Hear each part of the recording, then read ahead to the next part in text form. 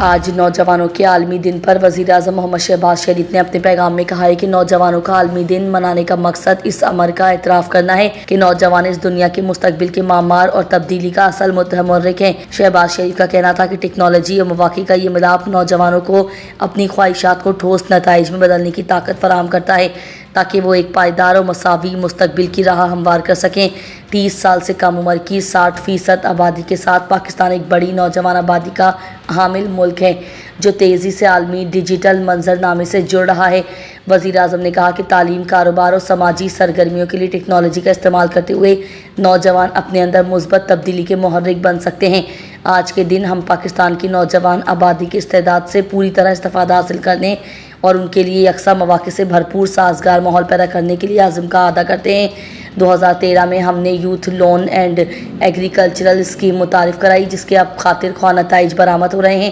انہوں نے کہا کہ آج تک ہم نے 2,80,000 سے زیادہ نوجوانوں میں کاروبار کے لیے تقریباً 186 بلین روپے تقسیم کیے ہیں جس سے ملک بھر میں روزگار کے بے شمار مواقع پیدا ہوئے ہیں۔ یوتھ بزنس لون اسکیم کو ہماری حکومت کے دوران ری اسٹرکچر کیا گیا تھا اور ہم نے مائکرو فائنانس اداروں کو بھی بلا سود قرضے فراہم کرنے کے لیے شامل کیا تھا۔ ہم اس اقدام کے دائرہ کار کو وسیع کرنے کا ارادہ رکھتے ہیں۔ وزیر اعظم کے مشیر برائے سیاسی امور رانا ثناء اللہ نے کہا ہے کہ فیڈریشن اور بورڈ میں لوگ آرام فرما رہے ہیں، انہیں کام سے کوئی غرض نہیں۔ گفتگو کرتے ہوئے انہوں نے کہا کہ بغیر نام لیے بورڈ اور فیڈریشن کے لوگوں پر تنقید کی۔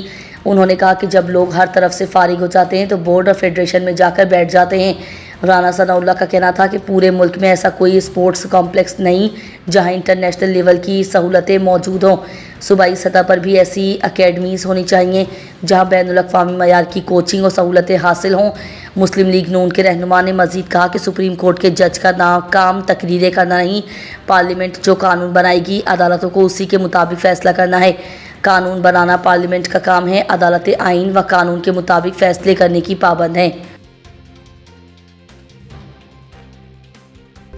جمعیت علماء اسلام کے سربراہ مولانا فضل الرحمان نے کہا ہے کہ ملک انتہائی نازک حالات سے گزر رہا ہے۔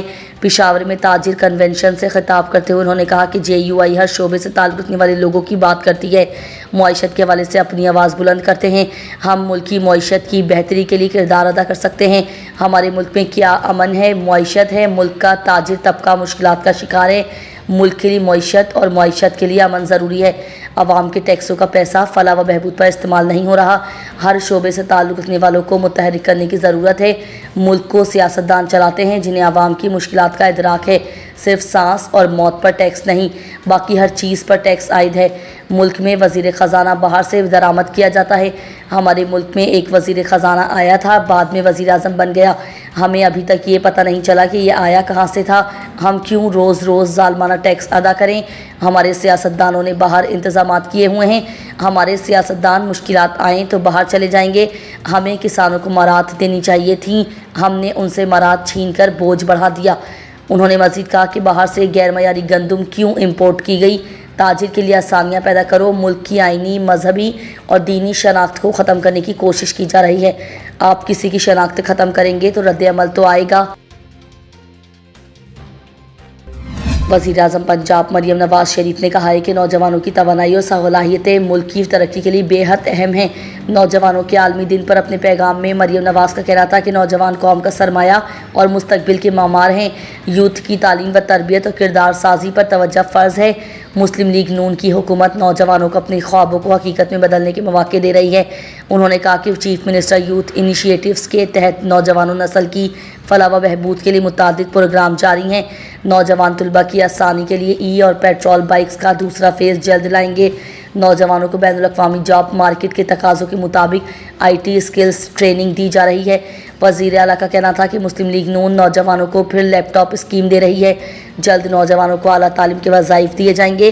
انشاءاللہ کسی نوجوان کی تعلیم میں فیس کی کمی آڑے نہیں آئے گی۔ انہوں نے کہا کہ نوجوانوں کی توانائی اور صلاحیتیں ملک کی ترقی کے لیے بے حد اہم ہیں۔ یقین ہے کہ ہمارے نوجوان محنت اور لگن سے پاکستان کو ایک ترقی یافتہ قوم بنائیں گے۔ ارشد ندیم نوجوانوں کے لیے محنت سے کامیابی کے حوالے سے ایک درخشاں مثال ہے۔ مریم نواز کا مزید کہنا تھا کہ حکومت پنجاب اپنے نوجوانوں کو ہر ممکن سہولت فراہم کرے گی۔ انہوں نے ہی اپنے ملک کا نام روشن کرنا ہے۔ نوجوانوں کے ہاتھوں میں پتھر اور پیٹرول بم کے بجائے لیپ ٹاپ، کتابیں اور اعلیٰ ڈگریاں دیکھنا چاہتی ہوں۔